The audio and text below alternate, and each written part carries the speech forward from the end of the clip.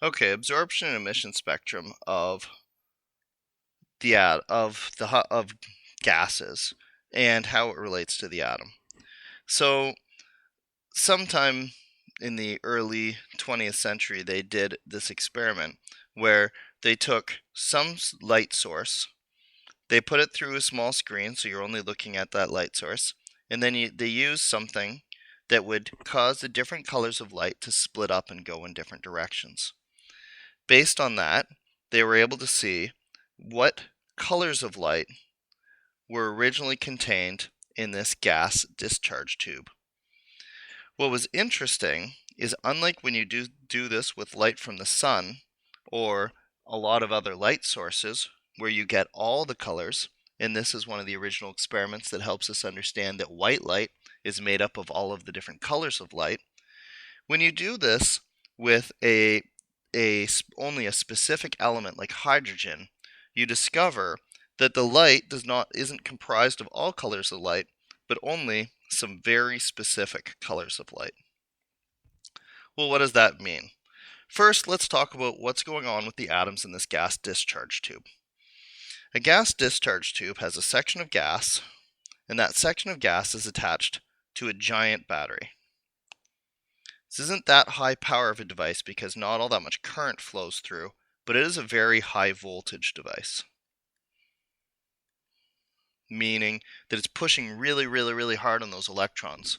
The thing is that the gas naturally is an insulator. It doesn't like to conduct electricity. So if we imagine an individual gas atom, there's a positive core and electrons floating around the outside, and they like to just hang out as neutral objects like this. So there's no charge carrying particles that would allow for electricity to flow through this gas discharge tube.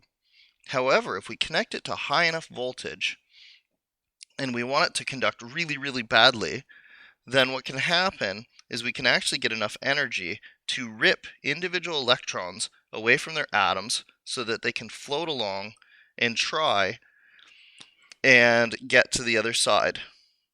Now, what can happen here is some of those electrons are going to get through, not very many, but enough that if we did this, we're going to complete the circuit and current is going to start to flow. And that's not really the process we're interested in. What's going to happen as a secondary effect is sometimes places where electrons have left, like here, there'll be a hole.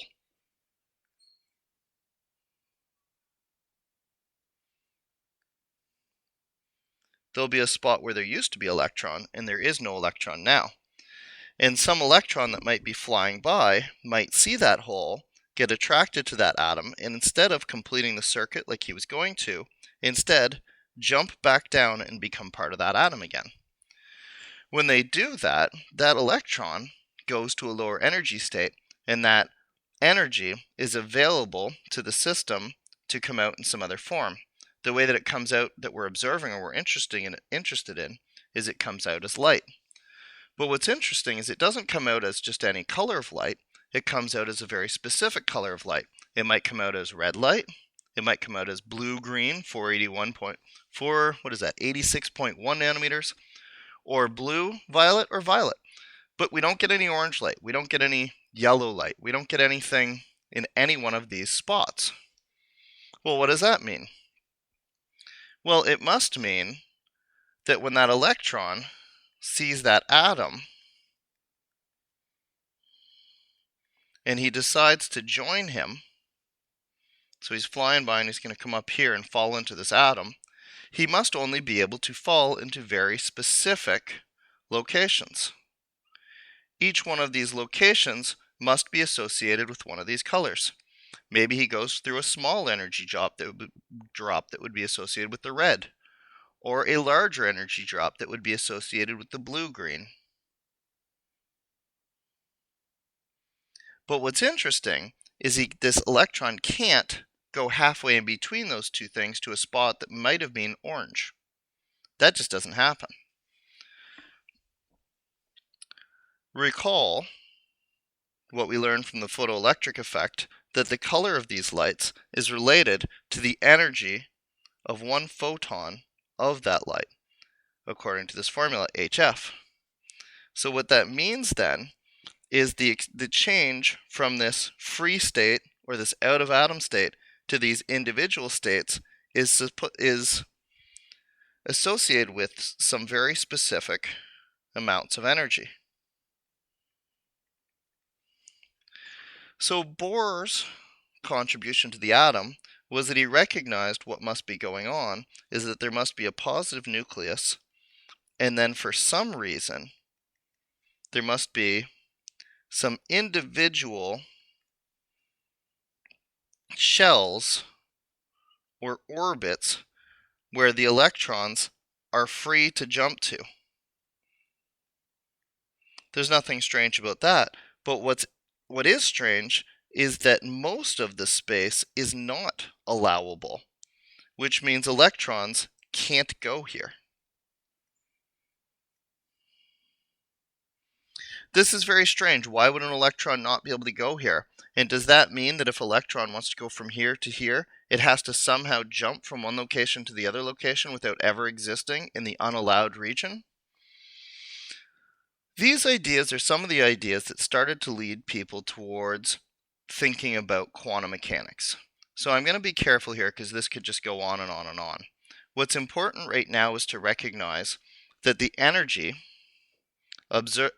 observed in this absorption spectrum would be directly tied to the energies of these individual jumps. And so we're starting to get an idea of how many different places the electron was able to jump to. And because we have a formula relating the frequency or wavelength of light to the energy of an individual photon, we actually have an idea of the energies of these different levels. We're going to talk but also just not to miss the point, but also there's all these areas in between them that the electrons just can't go to at all, which is very strange. So de Broglie had a wave interpretation of why this is happening, and we're going to talk about that in the next video. But right now, we have this picture of the atom, where we have this very small, dense nuclear core that was given to us by Rutherford, and electrons on the outside. And now Bohr has corrected that to say the electrons around the outside can only live in very specific orbits. People started comparing this to the solar system, and there are a bunch of other issues, right? There are a bunch of issues with this interpretation. And then somebody came along and related it all to standing waves. So we're going to just stop here, and then in the subsequent video I'll talk about how we related this to standing waves, what those problems were, and where we went from there.